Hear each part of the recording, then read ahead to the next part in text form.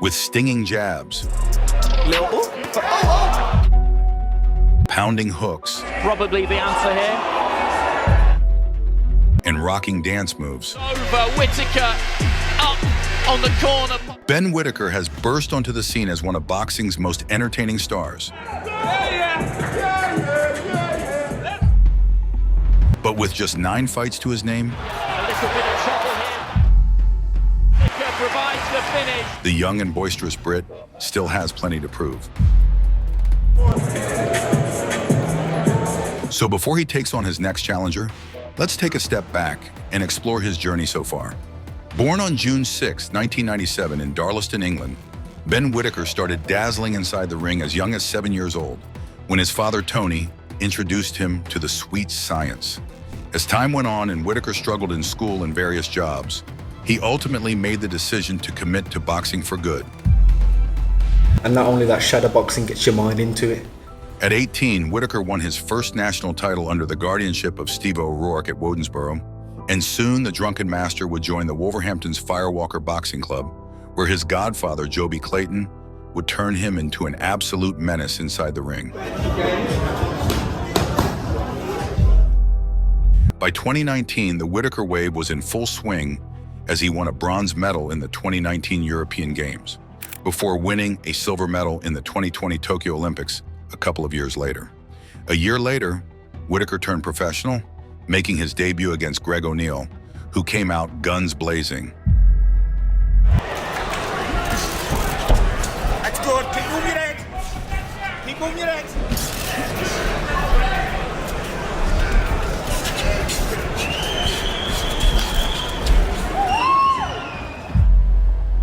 But he was countered every time he tried to hurt the elusive youngster.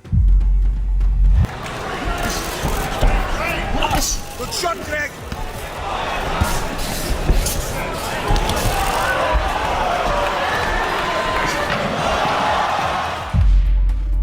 Within a few minutes after entering the ring with Whittaker, O'Neill was bruised, battered, and floored, and he couldn't even muster up the strength to get up.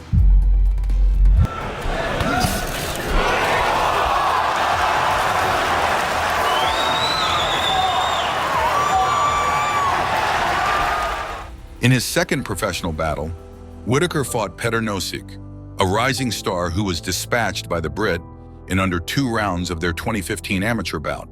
And although he put up a better fight the second time around, he was thoroughly crushed thanks to Whittaker's speed, agility, And looking to let his hands go, but that could suit Ben Whittaker possibly. and lightning-fast reflexes That was a great body shot from Whittaker, and he felt that allowed the young sensation to land cracking right hands repeatedly. Taking his time, look, walked him on, that was a nice right hand. Ooh. Oh, good shot, lovely right hand. Nosik was tough as a $2 steak, but that only meant that he took more punishment to lose by a wide gap in scores. Whittaker's supersonic rise continued against Jordan Grant, against whom the Drunken Master in boxing danced his way through his opponent's defense. Whittaker was clinical from the word go as he teed off on Grant, all while dancing, taunting, and showboating. Big legs. There's the showboating. Just hopping in on one foot there, and I don't think he's had that for about a year, but he's dedicated to the boxing. Again there for a right hand, Whittaker. good body shot. And just minutes into the fight, Whittaker floored his opponent with a piston of a right hand. Whittaker, who begins to dance as Grant gets back to his feet pretty quickly. Grant somehow managed to regain his footing, but the second meeting with the canvas was brutal enough to put him out of his misery. The backhand that came through is it wasn't even. Oh, and he's staggered again here and down right to the very start of the round here, Jordan Grant. Less than 2 months later, the surgeon was back in his operation theater, aka ring, where he expertly dissected Vladimir Belushki, who was left dizzy with all those dance moves and razor-sharp punches that Whittaker threw early. Possibly even false confidence that Belushki may have has been knocked out of him. This is difficult for Belushki. He's got to try and ignore all of that and just stick to the... As the clock ticked, Whittaker grew more dangerous and entertaining as he danced, dazzled and destroyed Belushki's defense with his speed, power, and footwork. Ready in this round, though, he looks to me like he's getting those feet just a little... Put meaningful shots in. lucky to try. The middle rounds were also dominated by the Brit, who continued to slice Belushi down with razor-sharp strikes. Campbell for the finish here. Belushi. Get any questions about Whittaker was just whether bend him off. Good left hand there for Whittaker, who's letting his hands go now. Final few seconds. Before cutting him into half in the 8th and final round of their fight. Seemed to thump. So the round 7 of it to get a little bit close. I wonder whether that will actually materialise. And his language just not getting caught by too much. That's a strong right hand there though. Recording Anthony was coming forward and Whittaker knows to the Tyson, but he had a good 3-4 seconds there. Left hand there for Whittaker and the referee has jumped. After securing 2 stellar wins in 2023, Whittaker capped off his year with as many style points as possible when he faced Steven Andretti in December, when once again the drunken boxing style was on full display as Whittaker's happy feet and fiery fists teamed up to soften Andretti up early. From Ben Whittaker, looking for that long right hand. More orthodox now again. Negativity from Dredders.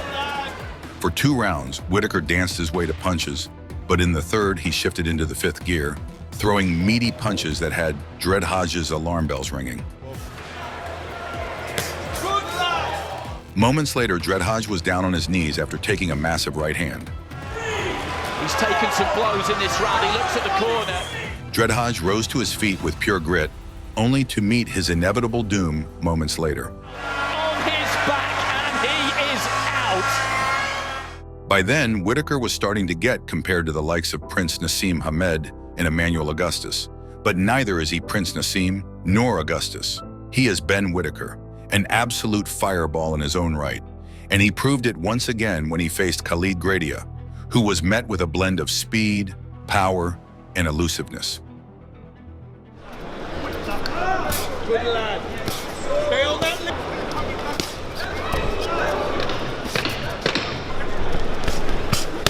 Love it. Good lad. Stay on.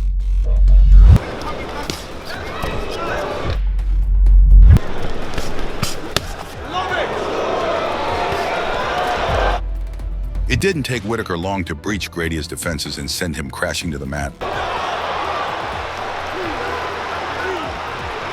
Gradia got up, but Whittaker unleashed more punishment on his opponent, reducing him to a mere punching bag. In round 5, a desperate Gradia swung for the fences, but had nothing really to offer as he put his head on a plate for Whittaker to hunt, and the Brit obliged.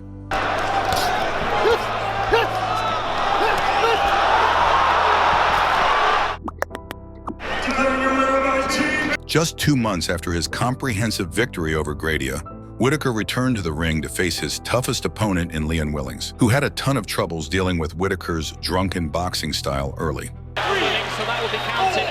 The first round was a brutal experience for Willings, who absorbed a significant amount of punishment to his head and body.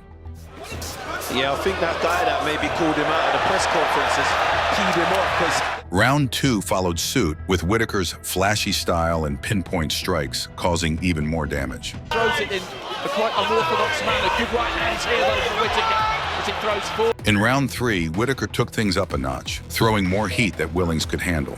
Just teeing up on Willings on the ropes. Good 1-2 there for Whittaker. Willings trying to get off the ropes, eventually does. See a bit of showboating for Willings. Good solid right hands again there for Whittaker as he's got Willings. He's growing in confidence. At one point in their fight, Whittaker got so bored of beating up his opponent that he started trashing his corner. Throughout the fight, the young star expertly dismantled Willings with his boxing talent, all while entertaining the audience with his showmanship. All that drop from Ben Whittaker. I was looking forward to seeing some new moves. Lovely 1-2 on the ropes. Whittaker, Willings just dips and throws that big overhand right, and that was a decent shot. Whittaker's showboating, however, allowed Willings to mount a bit of a comeback, but it was nothing that Ben couldn't handle. To 73, declaring your winner and still undefeated, After 8 intense rounds, Whittaker improved his record to 7-0 in total and 2-0 in 2024. Whittaker's year went from good to better to brilliant when he faced Ezra Aranyecha for the IBF International Light Heavyweight title.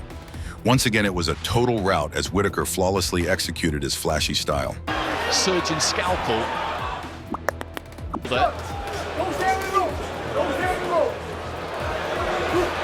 Ezra found himself in trouble right from the first round, and things escalated in the second as Whittaker unleashed a series of lefts and rights. Looking like he might have been stunned, swaying slightly when he wasn't. We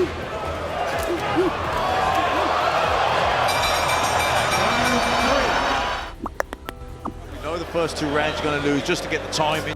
As rounds progressed and Whittaker grew in confidence, he dropped his hands and charged forward with a positive intent, beating his opponent from pillar to post. By the halfway point, Ezra was frustrated and resorted to headbutts in a rather weak attempt to slow Whittaker down.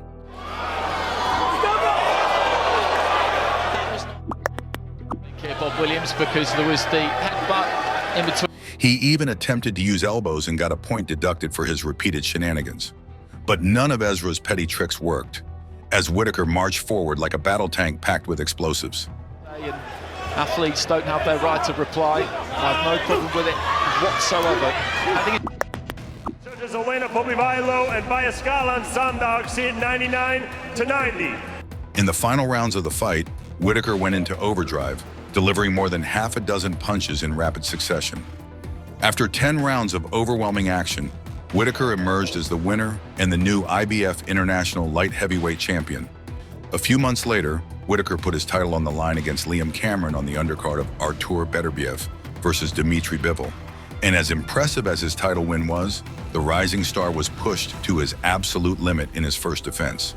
Whittaker came out blazing with his speed, flashy combos, and stiff jab to comfortably secure the first round. Relying on that upper body movement can get you in trouble. But Cameron flipped the script in the second by timing his shots between Whittaker's. Finding the shot again, and he's upping the tempo. By the fourth, Cameron was firmly in control as he landed the cleaner shots while maintaining solid defense. And sort of pressure from people like us who say he lacks a bit of power, a bit of strength. Cameron continued his dominance in the fifth as Whittaker, who was visibly frustrated, targeted the body to slow him down but ended up straying low, earning a warning from the referee about a potential point deduction. He got a flow and a rhythm to his when he showboat in. As the round closed, Cameron clinched and forced Whittaker into the ropes.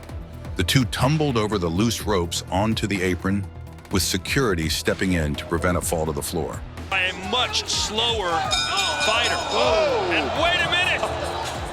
When they returned to the ring, Whittaker appeared hurt, and he was assisted back to his corner, where his team removed his right boot, indicating an ankle injury. Since the surgeon couldn't start the 6th round, the fight was sent to the scorecards, and the outcome was a split decision technical draw, as the scores came in 58-57 for Whittaker, 58-57 for Cameron, and 58-58. Judge Mark Bates scores it 58-58. This bout is a technical decision split draw. The controversial finish sets up the stage for an immediate rematch between Whittaker and Cameron. After facing such adversity in his last bout, Whittaker will be more prepared this time around. The young Brit has a lot on the line, especially now that he's been tested, but with his skill, speed, and flair for both violence and showmanship, he has all the tools to dominate the boxing scene, if he can secure a win and keep the momentum going. Until then, the question remains, is Ben Whittaker the next big showman in boxing? Let us know your thoughts in the comments section below. If you liked the video, please subscribe to our channel and turn on those notifications. Thanks for watching, and we'll see you in the next one.